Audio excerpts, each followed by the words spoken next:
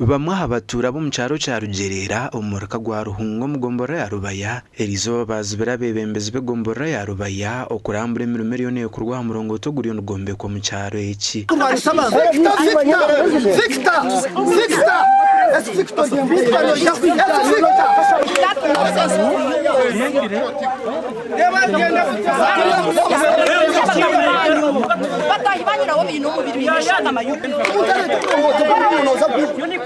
aba bayoreka kweshonga z'eby'ubutegetsi nazo zabaretera babazibira ku kamurongo togu hamwe no kwija batabagambire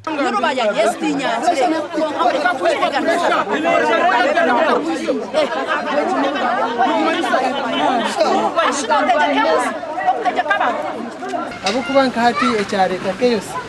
ahawagenkanye ntakukireba konko boriya abandi bagira bakireba abo kubitanka nkegombora ninga nkaba kansara zo murimo gwitu no kumonitoringa programs zone let it be NGO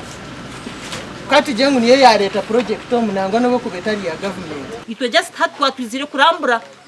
umurongoti utajwanze aba person nicyo ndi kubashaba mutajwanzya itwe kegombora kandi itwe twende obuhereza kuburije itwe tubwakira bwa butakubasa kugira ko bwatushisha kegombora bwa butakubasa kugira ko bwatuteganisa amabaro hagashomerwa abaturaga rukorwa mu kitongore cyo kujananuza bwabye impuruzana ecya Uganda Communications Commission nigore kanguru idatu n'umujana kansara babakazabwigombora ya Rubaya akabashabo kongerama no network umugomboreji arokushaba 30 ahuguma gwahereze kombe ko mu Rwansinga kando ugubire guriyo gwa kabiri oguriyo n'ugombe ko mwanyogo abo kuba ni mangu network eri ni mukunu n'abakunu harumu kuba mu byoko kaba ngo mbamurika guhanza tumuri kushira arobor kweshangani worinka kaho ningori nkarshozi oshanje hari yo murongo tayiguru kusikirani wakoraho ki so gutumurongo tugweitu nkeitu no murongo tu ogwabanyarubaya ngo network ya Airtel kubahereze kujombe Rwansinga ngo MTN eriyo neteka okwombeka umurongoti omu first quarter eyibabe bagambe nyuma ugu no murongoti gwa kabiri kurugira 30 eyinashabire wachkurira babashomera ezine barha ezarjiro mu UCC kazihandika nyuma isero kandi ndujira kushaba kwa kanso eyarubaye kegombora so emirongoti ya kebiri twasigazayo gumwe ogwakashatu yayire ko kwatu habwa abantu abari kutegana sentunguka eri kubegenderiro kugasara abantu bona kandi cyo kumbuza ngo hati nibwo nije ntwire ninyisha naza kwije ndikuza kugambira abantu mwije mure unaza kuri umurongo tuguna leta so imwe mugwakire nko kunagushabire ni gwogwe te hariho kuhakanisa muri mugureba na godness zagu mwazihurira bazi bashomera so echo kuteganisa mukirekera aho mwa muri kugamba habyo obururu tibukashikire cyabe kintu kibi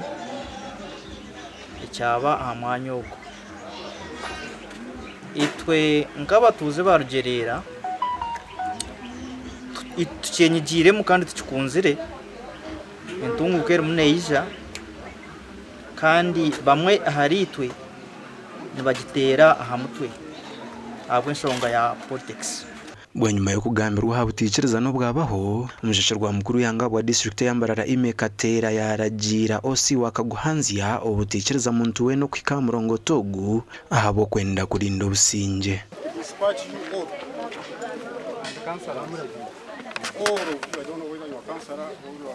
nagira ngo ayemereze sikafuyeri y'abantu abaruho abakozi bono they can proceed abakozi konkurwa mu gutara mukozi asayita waryo if it is trying to generate insecurity manyaba bakari engage n'abandi bakari engage as security we are going first to verify before we allow other political actors to come there. It's okay, the information is already disseminated. Let's go. Ahabwa TV West and Aidan Bataringaya.